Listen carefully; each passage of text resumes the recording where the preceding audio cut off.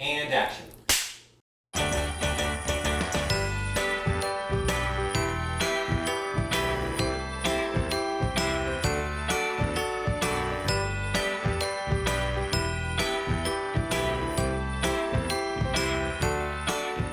Hi Bowl Bakers!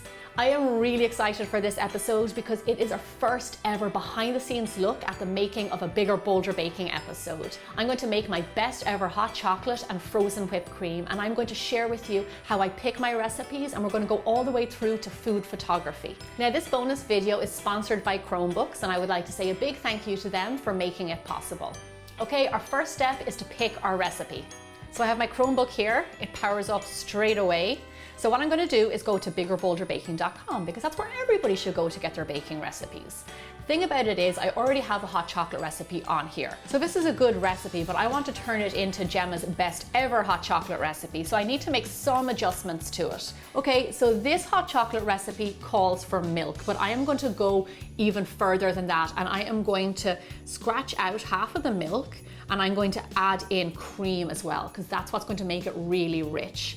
Now down here I have written milk chocolate, but what's going to make this hot chocolate really killer is a 72% cocoa chocolate. So something that's a little bit bitter and sweet will work perfectly.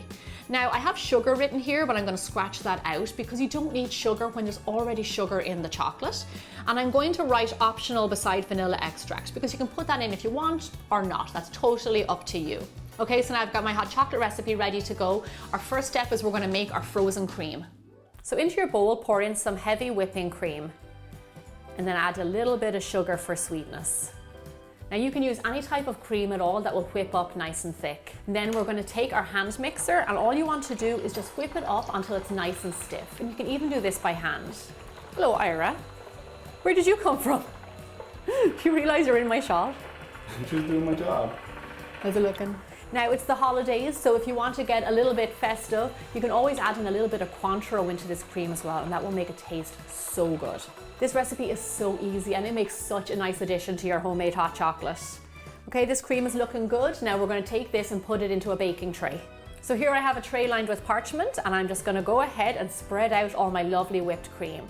Now I'm not going to spread it out too thin, I'm going to keep it nice and thick because we're going to take this once it's frozen and cut it out and get lovely big chunks of frozen cream. Oh, it's going to be delicious. Okay, this is looking good. Time to put it into the freezer. It only takes around an hour to freeze, and while that's in there, we're going to get started on our hot chocolate. Okay, cut. That looked great. So in between takes, we like to reset. Olivia helps me bring in all of my other ingredients. And I also like to go onto the Spotify app and play some music. Now because it's the holidays, we're going to put on something a little bit more festive. Okay, we're all set. Are you? Oh, are you ready? It was fast. Yeah. Okay, I'm ready.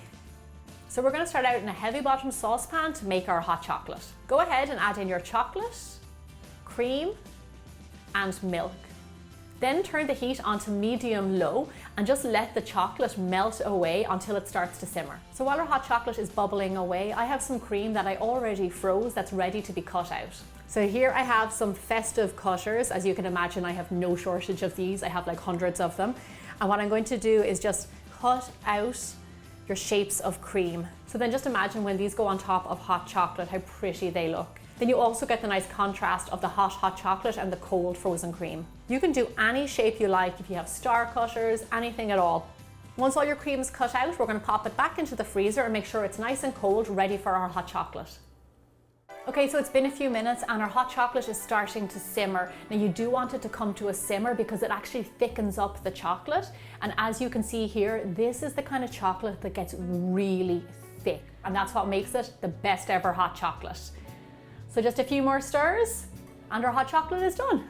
So this hot chocolate is looking perfect. Our frozen cream is ready to go. I'm just going to send a quick message to Kevin on Slack to let him know that we're ready to start photography.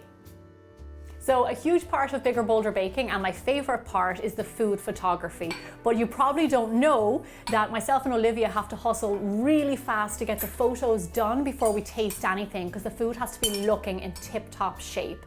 So Olivia comes in and she makes a beautiful decoration just like she's doing right here. Lovely, some candy canes, some marshmallows. We're very fortunate that here we get a lot of natural light, which is really great for photography.